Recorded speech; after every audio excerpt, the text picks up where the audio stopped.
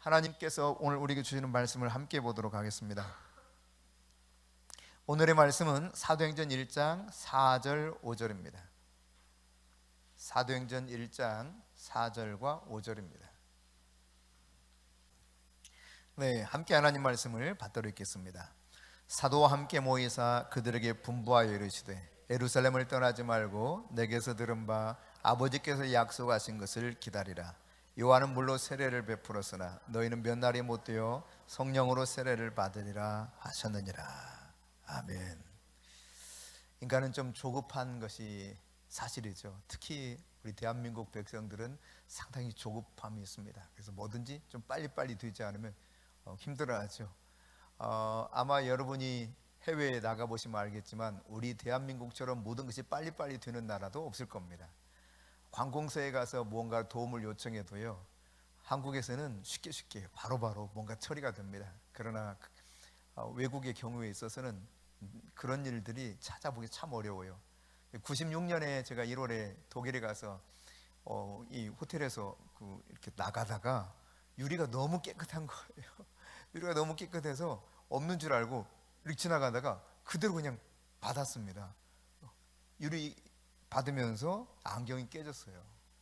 그래서 안경을 이제 좀 하려고 교수님 통해서 이제 갔더니 하는 말, 안경이 안과 진료를 받아서 의사 선생님의 진료 소견서가 있어야 안경을 맞출 수 있대요. 우리는 그냥 아무 데나 가면 안경 맞추잖아요.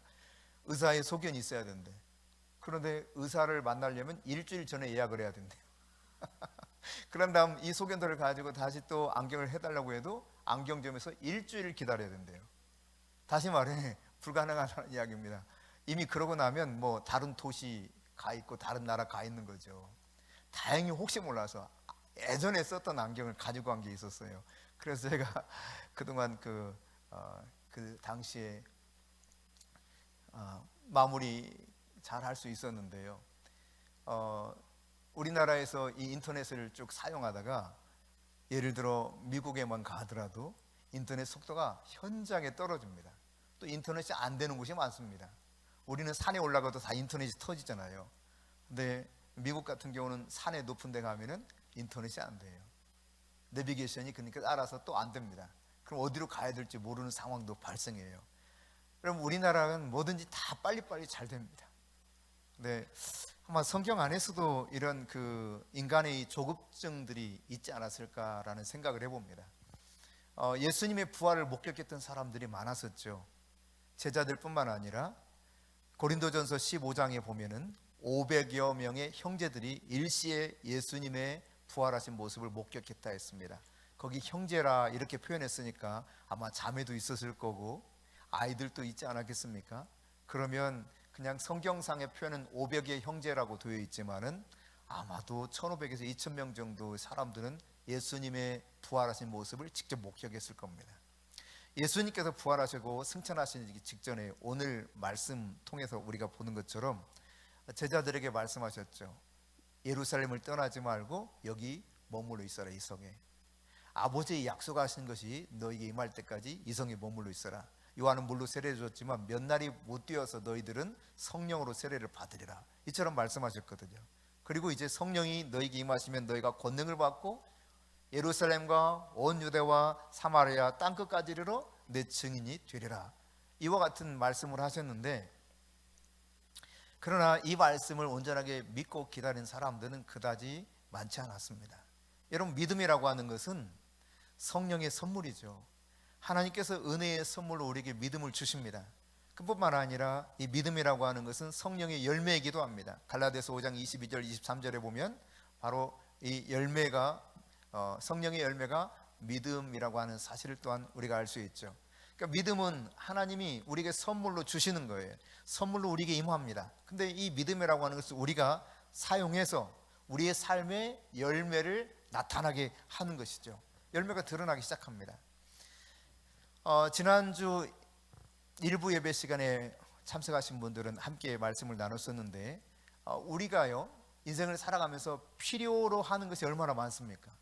참 다양하게 그때그때마다 필요한 게 참 많습니다. 꼭 도움이 필요한 것들이 있습니다. 그런 필요가 다 각각 있습니다. 그럼에도 불구하고 비슷비슷한 필요가 있는데 모든 사람이 다 그 필요에 대해서 하나님으로부터 공급받는 건 아니라고 하는 사실을 우리도 알고 있죠. 어떤 사람은 하나님께서 공급해 주시는데 어떤 사람은 그 동일한 필요가 있는데도 공급을 받지 못해요. 왜 그럴까? 여러분, 하나님이 우리의 필요에 응답하시는 분이 아닙니다. 하나님은 우리의 믿음에 응답하시는 분이셔요. 예수님이 이런 말씀하셨거든요. 이스라엘에 문둥병자가 참 많은데 왜 저 아람의 군대 장관이었던 나아만만 고침을 받았겠느냐, 이런 표현하셨죠. 이스라엘에도 기근이 들었을 때 과부들, 그 사람들 도울 사람들 많은데 왜 꼭 저 사르밧 과부만 엘리야로부터 도움을 받았겠냐, 이런 질문을 던졌어요. 그러니까 필요로 하는 사람은 많이 있습니다. 문제를 해결받기 원하는 것들을 다 가지고 있다는 이야기죠. 그러나 모든 사람이 이 문제를 해결받고 필요를 체험받았느냐? 그렇지 않았다는 사실이에요. 누가 그러면 이런 문제를 해결받았는가? 성경을 여러분이 유심히 잘 보시면 결국 믿음으로 응답받았다는 사실을 알게 됩니다. 아마도 혈루증 앓는 사람이요 많이 있었을 겁니다. 성경에 등장하고 있는 12년 동안 혈루증 앓았던 그 여인뿐만 아니라 다른 사람들도 혈루증 앓았을 거예요. 그런데 이 여인이 응답받았거든요. 예수님이 그렇게 말씀하지 않습니까? 여인아, 내 믿음이 너를 구원하였노라. 믿음이 응답의 열쇠인 거죠. 필요가 나에게 있다고 모든 것이 채워지는 것이 아니라 믿음으로 말미암아 하나님이 응답해 주시는 것이 신앙생활 속에서 계속 경험되는 거예요. 그러니까 하나님이 우리 각 사람의 필요를 무시하지는 않습니다. 필요한 거 아셔요. 그러나 내가 필요하다고 하는 사실을 하나님께 믿음을 가지고 신뢰하면서 이것을 표현하기 원하세요. 하나님을 기대기를 원하세요. 다시 말해 믿음으로 나가기를 원하신다는 이야기입니다. 하나님은 모든 것을 하실 수 있는 분입니다. 우리의 모든 것을 아시는 분입니다. 단지 우리에게 요구하는 것이 있다면 그 하나님을 신뢰하고 믿음으로 나오기 원한다는 사실이죠. 그래요, 여러분. 믿음이라고 하는 수단을 통해서 우리의 필요를 채워가기 원하시는 분이 우리가 믿고 있는 하나님 아버지십니다. 그런데 여러분, 하나님을 내가 신뢰한다라고 했을 때 내가 신뢰하는 게 그러면 뭘까? 나는 아무것도 안 해도 돼, 그거 아니에요. 이거 하나님을 믿는 게 아닙니다. 내가 하나님을 신뢰한다, 하나님을 믿는다고 하는 것은 하나님이 말씀하시면 그 말씀에 내가 뭔가 이게 이 안에서부터 그 말씀 때문에 뭔가 이렇게 반응하기 시작하죠. 그래서 말씀에 의해서 내가 막 분발합니다. 그리고 그 말씀해 주시는 하나님의 음성에 귀를 기울입니다. 하나님이 말씀하시면 거기에 따라서 내가 움직입니다. 이게 믿음이에요. 믿음이라는 게 단순하게 그냥 난 아무것도 안 하고 있고 하나님이 알아서 해주세요, 난 몰라요, 이런 이야기가 아니라는 이야기입니다. 하나님 말씀하시면 그 말씀에 내가 분발해서 하나님의 음성을 귀 기울이면서 내가 그 말씀에 계속 따라가는 삶, 이것이 믿음입니다. 여러분, 애굽에서 이스라엘 백성들이 종살이 했잖아요. 무려 400년 동안 종살이 했습니다. 그들이 간절히 원하는 게 뭐겠습니까? 이제 제발 좀 자유롭게 살았으면 좋겠다. 이 노예 생활 지긋지긋하다. 자유, 그걸 누리기 원했겠죠. 하나님께서 하나님의 방법으로 그냥 일방적으로 뭔가를 해주시면 좋을 텐데 하나님 그렇게 하지 않으셨어요. 하나님의 역사는 어떻게 하시느냐? 사람을 통해서 일하십니다. 그래서 하나님은요, 도망자였던 모세를 부르시죠. 미디안 광야에서 모세를 부르시고 모세를 통해서 구원이 필요한 이 백성들에게 보내서 그 백성들을 구출해내는 일에 모세를 사용하십니다. 여러분, 왜 하나님께서 하나님 뜻을 이루는데 굳이 인간과 함께 일하기를 원하실까? 하나님 그냥 하셔도 되잖아요. 근데 하나님 그렇게 하지 않으세요. 사람과 동역하기를 원하십니다. 그럼 왜 그러느냐? 하나님 앞에 믿음으로 반응하는 사람, 성령 충만한 그 사람을 통해서 하나님으로부터 멀어졌던 사람들, 믿음에서 거리가 저 멀리 떨어지는 사람들에게 도전을 주시고 돌아오게 하시는데, 바로 이 믿음이 충만한 사람, 성령이 충만한 사람을 통해서 영향을 미치고 역사하기 위해서 하나님은 사람을 통해서 일하시는 것입니다.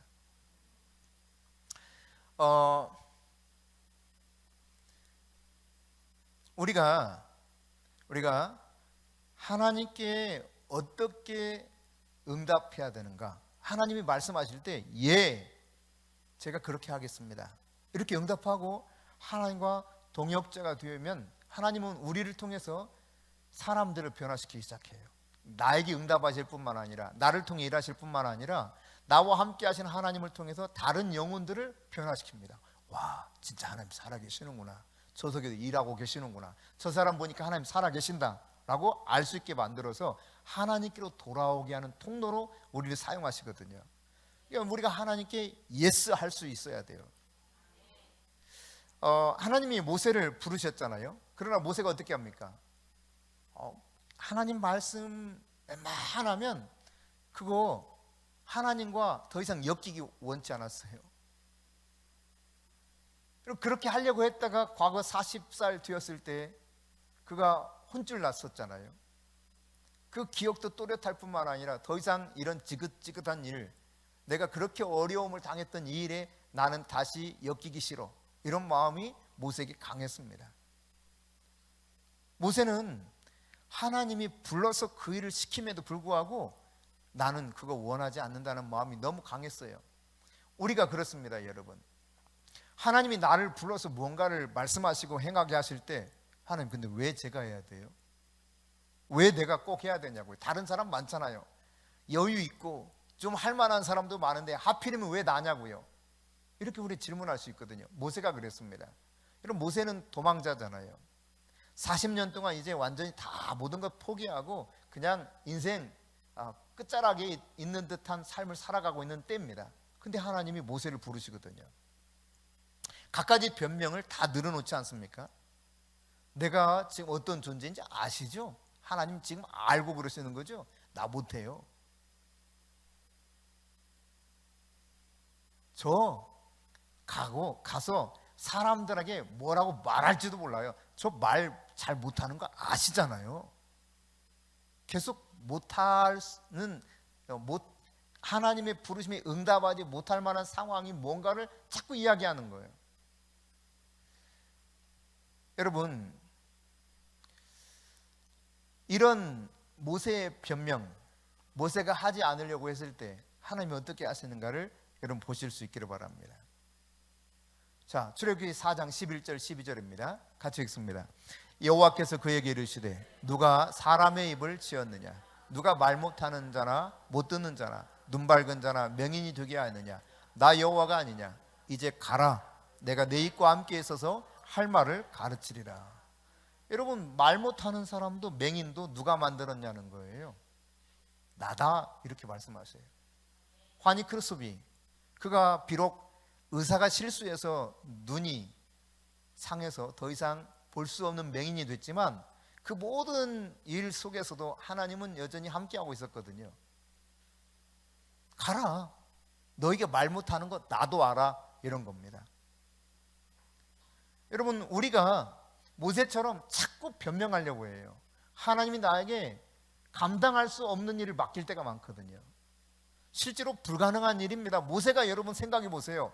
거대한 제국 이집트의 왕 바로를 상대로 그냥 내 백성 데리고 가겠습니다 그러면 순순히 그래 모세, 야 맞아, 네가 그 일을 위해서 이 세상에 왔지, 데리고 가, 이렇게 합니까? 모세에게 있는 건 아무도 없어요. 대적할 만한 군사도 없습니다. 그는 자칫하면 붙잡혀 죽을 수밖에 없는 상황 속으로 들어가야 됩니다. 말 못한다고 했을 때 하나님은 한 가지 다른 방법을 제안했는데, 그게 뭐냐면 그 형을 붙여줬어요. 조금 말 잘하는 거죠. 아론이 말 잘하는 형 아론 내가 너한테 붙여줄게. 아무리 말을 잘한들, 여러분 내가 형하고 같이 가가지고 이 이집트 왕을 설득해서 전체 국민을 다 데리고 가나안으로 올 수 있어요? 여러분 같으면 모세의 말을 듣고 아론의 말을 듣고 여러분이 이집트의 당시 왕이라면 순순히 가라 그러겠습니까? 절대로 그럴 리가 없습니다. 사실 말하자면 도저히 말도 안 되는 일을 지금 시키고 계시는 거예요. 불가능한 일을 하라고 하시는 겁니다. 이게 하나님의 말씀이에요. 우리에게 그럴 때가 있습니다. 이거 도저히 상식에 맞지 않는 이야기, 이거 안 되는 이야기, 근데 하라 하실 때가 있거든요. 그럴 때 여러분 어떻게 반응합니까? 하나님, 저는요 능력 없어요. 하나님, 저는요 너무 시간도 없어요. 하나님, 저는요 너무 아직 그 일 하기에는 어려요. 경험도 없어요. 하나님, 저 아시잖아요, 그럴 만한 돈 없어요. 하여튼 없는 거 못할 만한 이유를 다 대려고 하죠. 그러나 여러분, 하나님은 어떤 말을 듣기 원하시느냐? 예, 알겠습니다, 이 말 듣기 원하세요. 왜? 하나님께는 불가능한 것이 없기 때문에 그렇습니다. 나는 못할 일이 너무 많아. 내가 할 수 있는 것이 너무 제한적이에요. 그런데 하나님은 못하실 게 없어요. 불가능한 것이 아무것도 없습니다. 단지 나를 통해서 그를 행하게 하시면서 동역함으로 인해서 나를 통해 일하시는 하나님을 다른 사람들에게 보여주고 그 하나님으로부터 멀어졌던 사람을 돌아오게 하는 그 도구로 나를 쓰기 원하시는 거예요. 할렐루야. 아주 연약하지만 이런 일들을 통해서 하나님은 역사를 만들어 가시는 것입니다. 한 5, 6년 전인가요? 저희가 예수전도단에서 목회자 DTS를 한 적이 있습니다. 그 DTS를 마치고 나면은 보통 이제 2, 3주 정도 해외에 나가서 직접 실습을 해요. 예. 그래 이제 그때 정해졌던 나라가 탄자니아라고 하는 아프리카 나라였습니다. 저희 기수에 이제 하나님이 가게 하신 나라가 탄자니아였어요. 근데 그 당시 가려면 이제 예방주사 2가지를 맞고 갔어야 되는데 최 목사님이 이제 혈액적인 문제가 있었기 때문에 의사가 이거 당신은 맞으면 안 된다는 거예요. 이거 맞아야만 입국이 가능해. 근데 의사는 당신은 맞을 수 없다. 근데 어떻게 합니까? 함께 고민하는 거예요, 팀원들이. 이거 가야 돼, 말아야 돼? 제가 그랬어요. 만일 최 목사님 안 가면 저도 안 간다. 그럼 팀에서 우리 둘이 빠지면 이게 가서 할 만한 여력이 안 돼. 많지 않은 소수이기 때문에. 그럼 결국은 못 간다는 거예요. 결국 여러분, 하나님께서 훈련을 받게 하셨고 가게 한 나라가 탄자니아라면 어디든지 가는 것이 옳다라는 결론을 내렸어요. 그리고 그냥 예방주사를 맞지 않고 출국한 거죠. 입국할 때 다 이 여권 뒤에 보면 그 주사를 맞았다는 표시가 있습니다. 이걸 다 조사를 하는 거예요. 쭉 입국 심사에 조사를 하는데 앞에서 차근차근 조사하는 겁니다. 만약 거기서 리젝트 돼가지고 그냥 가라 그러면 보따리 싸서 와야 되는 거예요. 그냥 기도하고 간 거죠. 하나님이 가라 하셨으니까 뭔가 방법이 있지 않겠느냐. 자, 기도하고 출국해서 가서 입국 심사 앞에, 심사대 앞에 섰습니다. 쭉 심사를 해나가면 다 보더라고요. 거기 도장 찍혔는지 안 찍혔는지. 그런데 놀라운 일이 벌어졌어요. 최 목사님 바로 앞에까지는 다 확인을 했어. 그러더니 최 목사님, 저는 확인 안 하고 그냥 통과. 그래서 입국을 했습니다. 만약 거기서 자세하게 봐가지고 당신 왜 안 됐어? 안 돼, 우리나라 이거 접종한 증명이 안 되면 입국할 수 없어요. 이게 분명한 근거 중에 하나니까 입국 심사에서 그냥 거절하면 보따리 싸서 와야 되는 거예요. 그 공항에서 그냥 그대로. 그냥 가라 하면 가는 거예요. 멈추라 그러면 멈추는 겁니다. 하나님이 그냥 하라 하신 대로 행해 한 걸음 한 걸음 우리가 나가는 거죠. 여러분, 하나님이 우리로 하여금 한 걸음 내딛게 할 때마다 우리가 하나님과 함께 동행하면서 가게 되면 하나님은 놀랍게도 우리 삶 가운데 다양한 도전을 주십니다. 이거 안 될 것 같은 일들을 도저히 헤쳐나가지 못할 만한 어떤 일들이 우리 앞에 닥칠 수도 있어요. 그러나 이 도전을 헤치고 계속 나가다 보면 여러분이 내가 해결할 수 없는 문제가 나를 향해서 도전 올 때마다 이걸 염두해야 돼요. 하나님이 이 일을 통해서 어떤 역사를 이루실까? 하나님은 이것을 어떻게 이루어 가실까? 흥미진진하게 여러분이 기대하는 마음을 가져야 됩니다. 하나님의 부르심에 여러분이 도망가서는 안 된다는 이야기입니다. 어떤 부르심이든지 도망가서도 안 될 뿐만 아니라 내 지혜나 나의 능력으로 하려고 해서도 안 되는 거예요. 내가 가지고 있는 자원으로 내가 육신적으로 뭔가 노력해서 하나님의 그 부르심 앞에 그 부르심을 완성시키려고 가는 것이 아니라 하나님 그분과 그냥 한 걸음 한 걸음 동행하면서 동역하는 겁니다.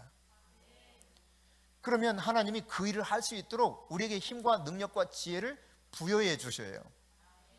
나로 하여금 성령을 충만하게 하시고 그 일을 감당할 수 있는 은혜를 주시는 겁니다. 너희들 여기 머물러 있어라. 내가 몇 날이 못 뛰어서 성령으로 세례를 베풀어 줄 거다. 그러면 권능을 받고 예루살렘 온 유대 사마리아 땅끝까지로 내 증인 되리라 말씀하셨죠. 여러분 그렇습니다. 진정한 믿음이라고 하는 것은 그냥 하나님의 요청에 내가 순종해서 그냥 마음으로 그대로 받아들여서 응하는 거예요. 이게 믿음이에요.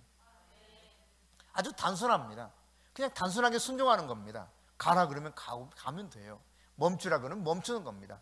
돌아서라 그러면 돌아서면 되는 겁니다. 복잡할 것이 아무것도 없습니다. 그냥 내가 단순히 순종하면서 응답하면 되는 것입니다. 다락방에 모여서 저들이 기다립니다. 기도합니다. 언제까지요? 주님이 명령하셨는데 언제까지 기다리는 겁니까? 우리가 어떤 일을 하다가 이런 때가 많죠. 근데 도대체 언제까지 해야 돼요? 그건 간단해요. 하나님이 응답하실 때까지.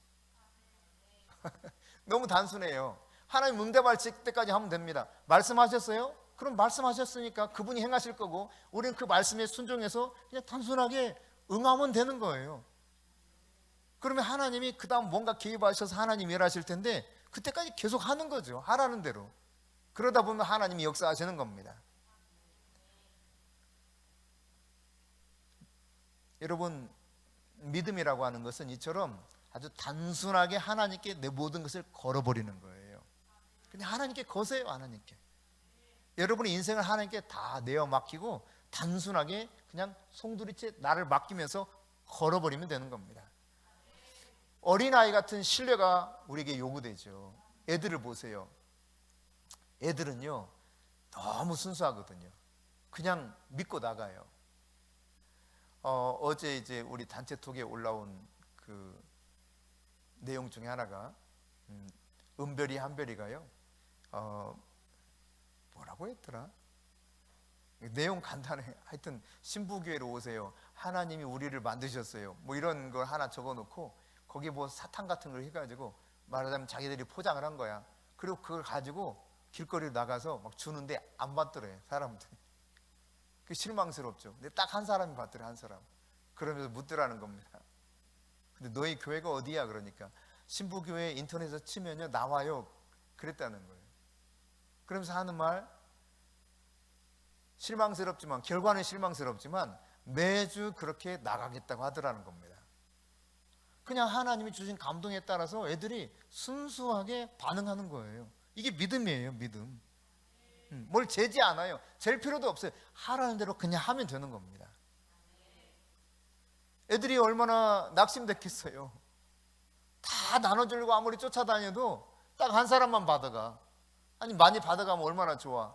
애들이 그렇게 하는데 추운 날. 근데 그 애들이 그렇게 해도 안 받아요. 근데 이 애들의 마음은 그냥 하나님이 그렇게 자기들에게 마음을 주셨으니까 다음 주에도 또 하겠다는 거예요. 계속 하겠다는 거예요. 격려가 필요하고 지지가 필요하긴 하죠. 그러나 여러분 이렇게 믿음이라고 하는 것이 그냥 단순하게 반응하는 거예요. 그 반응하는 것을 통해서 하나님이 나의 이 반응하는 삶을 통해서 어떻게 역사하는가 이걸 지켜보는 모든 과정이 믿음의 과정입니다. 그냥 하나님께 거세요. 그냥 복잡하게 생각하지 마시고 여러분 단순하게 하나님께 모든 것을 다 걸어보십시오. 하나님이 주도적으로 무언가를 하시면서요, 하나님은 우리로 하여금 그 일에 동참하기 원하시거든요. 너도 함께 하자, 너도 함께 하자 부르셔요. 부르시면 내가 거기 참여해서 나를 통해서 하나님이 하시는 일들을 바라보는 가운데 하나님이 어떻게 놀랍게 세상을 전적으로 바꿔가는가, 이걸 보기 원하시거든요. 여러분, 소수의 순종하는 이런 사람들을 통해서 세상의 복음이 편만하게 전파되었습니다. 그때 당시에 기독교라고 하는 건 아주 작은 이제 신생 종교에 불과해, 구태여 말하자면. 그래서 그 당시에는 유대교의 한 종파 정도로 여겼습니다. 그런데 어떻게 되었습니까? 순종하던 사람들을 통해서 성령의 충만함을 받고 저들이 가서 증거했을 때 세상이 뒤집혔어요. 세상이 완전히 바뀌었습니다. 하나님의 복음으로 충만한 세상으로 바뀌게 되었습니다. 여러분, 믿음은 아주 단순하게 반응하는 겁니다. 지난 금요일 저녁에 주 목사님 폰이 울리더라고요. 전화가 왔어요. 통화하는 내용을 이제 곁에 있으니까 들리잖아요. 목사님 어디 계세요? 그래. 댁에 계세요? 그래. 아니, 집이 아니고 지금 교회인데. 그러니까 그러면 교회로 잠깐 들러도 되냐? 들르라고. 잠시 후에 도착했어요. 도착했는데 손에 뭘 들고 왔더라고요. 뭘 들고 왔지? 그랬는데 저는 이제 그 차나 한 잔 이렇게 들고 왔나? 이렇게 생각을 해서 처음에는 차 한 잔 뭐 해가지고 가져와서 잠깐 주고 가려고 그러나? 근데 보니까 케이크를 들고 왔어요. 케이크를. 그래서 이거 무슨 케이크냐 그랬더니 자기네가 결혼 21주년 기념일이래, 오늘이. 그래서 케이크를 들고 왔대. 그래서 저는 이제 저희가 이제 이야기하기를, 아니 케이크를 가족들이랑 먹지 왜 케이크를 여기로 들고 왔어? 그랬어요. 그랬더니 하는 말이, 목사님들 아니셨으면 우리 결혼은 결혼 기념일 10주년에 끝났을 거예요. 근데 21주년 이렇게 올 때마다, 결혼 기념일 때마다 감사해서 계속 이렇게 케이크를 사드리고 싶었다는 거예요. 이제야 근데 사드리게 된다고. 그러면서 케이크를 들고 왔더라고요. 그게 누구냐면 이제 고양아 권사님입니다. 그러면 이 고 권사님이 왜 케이크를 사들게 오게 되었냐, 거슬러 올라가면 그 당시 남편이, 여러분이 고 권사님 통해서 직접 들어서 잘 알지만 음주 가무에 취해 있을 때입니다. 돈을 버는 족족 다 술 먹고 탕진해 버려요. 그리고는 또 빚 얻어 달라고 그래. 그래가지고 또 빚을 얻으면 빚 가지고 또 다 탕진해. 빚은 점점 늘어나. 돈은 한 푼도 집에 가져오질 않아. 늘 여보 가서 빚 빌려와.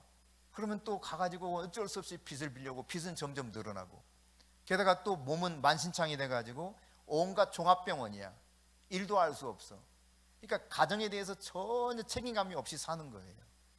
그 당시 이제 저희를 만났습니다. 최 목사님 그때 제안을 했어요. 이대로는 당신 남편 돌아올 수가 없다. 그러니 당신 남편을 위해서, 당신의 가정을 위해서 한 가지 기도하면서 하나님 주신 감동에 따라 이야기하는 거죠. 무작정 이야기하는 건 아니고요. 지금 상태로 계속 사는 건 도저히 가능성이 없다고 본다. 그러니 당분간 별거를 해라. 별거하면서 당신은 하나님께 집중해라. 오로지 하나님께 맡기고 기도해라. 이 말을 받아들여서요, 별거를 선택했습니다. 그 당시 갈 데가 없어. 그래서 최성주 권사님 집에 가서 당분간 살았었죠. 그러다가 조그마한 월세방 하나 얻어가지고 애들 둘하고 그렇게 사는 겁니다. 날마다 눈물 흘리면서 기도했어요. 떼굴떼굴 구르면서 기도했습니다. 그냥 단순하게 믿고 하나님께 다 내어 맡기고 기도한 거예요. 그런데 놀라운 일이 벌어지기 시작합니다. 이 남편이 점점 생각이 바뀌기 시작해요. 지금은 아예 술을 먹질 않습니다. 돈 착실하게 벌어서 갖다 주는 사람이 됐습니다. 여러분, 사실 믿음이라고 하는 것이, 그러니까 하나님을 통해서, 종들을 통해서 말씀하시는 것이 이 방법이 옳다고 여겨졌을 때 그냥 전폭적으로 믿고 그 방법을 따라서 하는 거예요. 이게 위험하다고 생각돼서 믿지 못할 것이라고 여겨지면 받아들이기 어렵죠. 단순합니다, 여러분. 믿음이라고 하는 것은, 이거 하나님이 정말 이렇게 말씀하시는 것 같다 싶으면 거기에 내가 반응해서 그대로 살아내는 겁니다. 그 속에서 하나님이 일하시는 거거든요. 제가 그 아들 대환이한테 물은 적이 있다 그랬잖아요. 대환아, 하나님 살아계시니? 한참을 잠깐 고민하더라고요. 고민하더니 살아계시는 것 같아요. 그래요. 살아계시는 것 같아. 그래서 왜? 그랬어요. 왜 그랬더니 자기는 아직 그 살아계신 하나님을 경험해 보질 못했는데 자기 아빠와 자기 누나를 보니까 하나님이 살아계시더래. 자기 아빠가 그렇게 변하는 거, 그리고 자기 누나가 날마다 자기를 주워 팼는데 주워 패질 않더라는 거예요. 자기 누나가 변하고 자기 아빠가 변하는 거 보면 하나님이 살아계시대.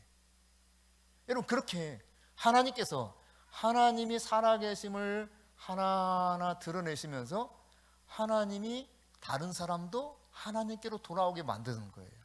한 사람, 그 가정을 살린 사람은 고양화라고 하는 분입니다. 이분이 오직 하나님께 매어 달리고 기도하면서 하나님을 신뢰하면서 그냥 믿음으로 승부를 거는 거예요. 다른 거 아무것도 일도 안 했어요. 아예 일도 다니지 마라. 일 다녀봤자 소득도 별로 없어. 그냥 오로지 하나님께 집중해라. 말씀 붙잡고 씨름하고 말씀을 배워가고 기도해라. 이거를 집중해서 했을 때 하나님은 놀랍게요, 이 가정이 회복되면서 빚이 1년 안에 다 갚아졌어요. 신기한 방식으로. 1년입니까? 언제입니까? 하여튼 이 짧은 기간 안에 빚이 싹 청산됐어요. 그 많던 빚이 돈을 열심히 번 것도 아닌데 신기하게. 그러니까 여러분, 하나님을 신뢰하고 여러분이 하나님 앞에 나간다고 하는 것은 여러분이 뭔가 자격을 얻기 위해서 뭔가 막 노력하는 행위로 하나님 앞에 믿음으로 나가는 것이 아닙니다. 그냥 영원하신 하나님 그 품에 내가 안겨서 하나님이 말씀하신 것을 내가 듣고 그분이 권면하는 것을 내가 따라가는 거예요. 마치 어린아이가 엄마 품에 뛰어드는 것처럼 하나님 아버지 품에 뛰어들어서 하나님을 절대적으로 신뢰하고 살아가는 겁니다. 그 속에서 하나님은 일하시는 거예요. 여러분, 하나님께 모든 것을 말씀드리세요. 하나님이 들으십니다. 그리고 하나님이 우리에게 또 말씀해 주십니다.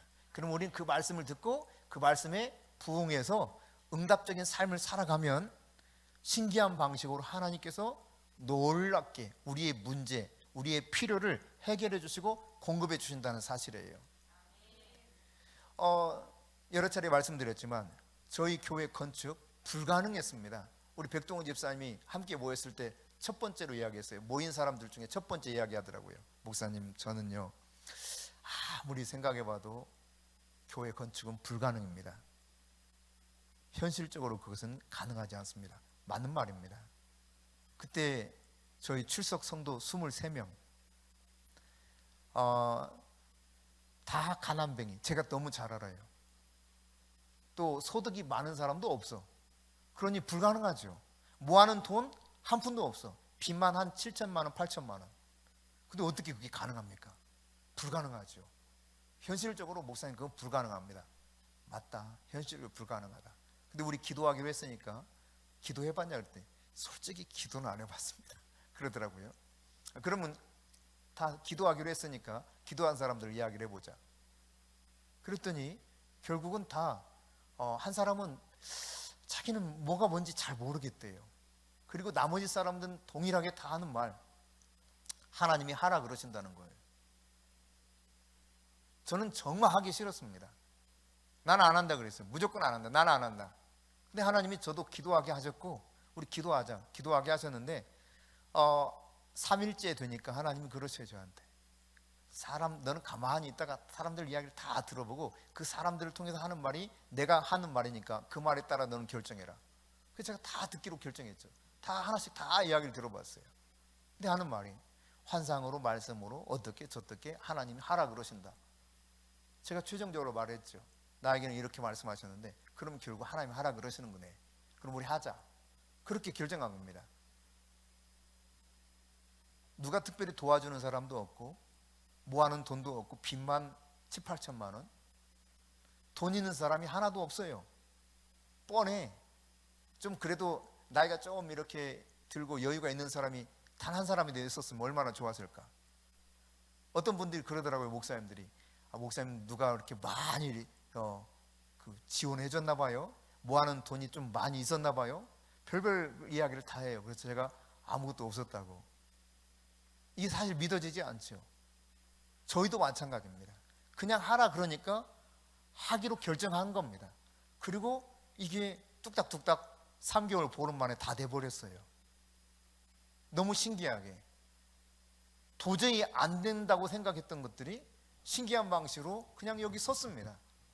그리고 이제 2년이 지나온 겁니다. 이 서가는 과정 속에 제가 자문을 구하기도 했죠. 왜? 모르니까, 전혀 모르니까. 목사님이시면서 건축하시는 분이 있어요. 건축을 많이 했습니다. 교회도 건축하고 또 일반 빌딩도 건축해서 팔기도 하고 이런 사업을 하시기도 하시는 분이셔요. 그분한테도 찾아가가지고 자문을 구했습니다. 그럼 우리 그렇게 생각하고 있는데 어떻게 하면 좋겠습니까? 그랬더니 목사님만 믿음 있는 줄 알아요? 그러더라고요.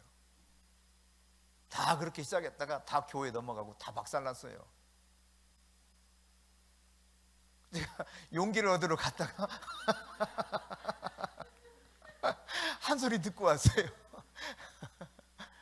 그분이 이제 좀 이렇게 잘해서 저는 이제 현장 소장처럼 그분에게 좀 위임하려고 갔어요. 사실은 도와달라고, 우리 좀 도와달라. 목사님 경험도 많으시고 그러니까 실제로 건축을 그렇게 하시는 분이니까 와서 좀 도와달라. 난 아무것도 모른다 했는데, 아니 도와주기는커녕 목사님만 믿음 있는 줄 아냐고. 그리고 핀잔만 듣고 돌아왔습니다. 근데 여러분, 하나님이 하시는 거예요. 신기한 방식으로 하나님이 지금 여기까지 오게 됐습니다. 하나님이 또 12군데 선교하는 곳에 보내라. 우리 사정을 이러면 생각하면 12군데 보내는 거 말도 안 됩니다. 지금 4군데 보내는 것도 빠듯해요. 정말 짜고 해서 뭐 보내는 거예요. 근데 12군데? 이거 어떡하지? 근데 하라면 해야지 어떡합니까? 네, 그럼 하겠습니다. 그러면 제가 먼저 한 군데, 저희가 먼저 한 군데를 하는 걸로 하지요, 하나님. 그리고 하나님이 저한테 그런 마음을 주셔서 성도들한테 한번 도전을 해보자. 그랬더니 여러분, 신기하게 정말 2주인가 지나가지고 이 12군데 선교하는 곳이 다 채워졌어요. 네. 여러분, 하나님이 하라 그러면 하면 되는 겁니다. 하나님께 모든 것을 다 말씀을 드리세요. 그리고 하나님의 음성에 귀를 기울이세요. 그분이 말씀하시게 하세요, 여러분 마음에. 그러면 그 말씀하신 마음에 따라서 여러분이 믿음으로 반응을 하세요. 그럼 하나님이 일하시는 겁니다. 여러분, 사도행전 역사가 어떻게 일어납니까? 그냥 단순해요. 주님이 기다리라 그러셨어요. 기다리는 거예요, 기도하면서. 그리고 역사는 완전하게 바뀌었습니다. 세상의 모든 역사가 바뀌었습니다. 주님이 어떻게 일하시는가를 보여주는 역사로 세상은 바뀌어버렸죠. 이제 마지막 주님 다시 오실 그날이 우리 앞에 다가오고 있습니다. 이를 위해서도 우리에게 준비케 하는 일들이 있죠. 우리로 하여금 하나님이 깨어있게 하시는 부분들에 깨어있으면서 말씀하시는 대로 주님의 증인된 삶을 살아가는 가운데 2가지 조건이 만족돼야 되니까 우리가 2가지를 위해 사는 겁니다. 첫째는 온 세상에 복음이 전파되기 위해서 부지런히 예루살렘 온 유대 사마리아 땅끝까지 복음 증인의 삶을 살고, 또 한 가지는 이스라엘이 돌아와야 되니까 그것을 위해서 우리가 기도하고 또 헌신하시는 방법을 찾아가면서 헌신하고, 그렇게 했을 때 하나님이 말씀하신 것처럼 다시 오실 왕의 길을 우리가 수축하는 것이 될 테니까 이 일에 그냥 우리가 순종하면서 한 걸음 한 걸음 믿음으로 간다면 주님은 우리를 통해서 또 다른 역사를 만들어 가실 것입니다. 여러분의 문제가 무엇입니까? 여러분의 필요가 무엇입니까? 하나님은 여러분이 믿음으로 단순하게 반응하기 원하십니다. 그 속에서 하나님은 일하실 것입니다.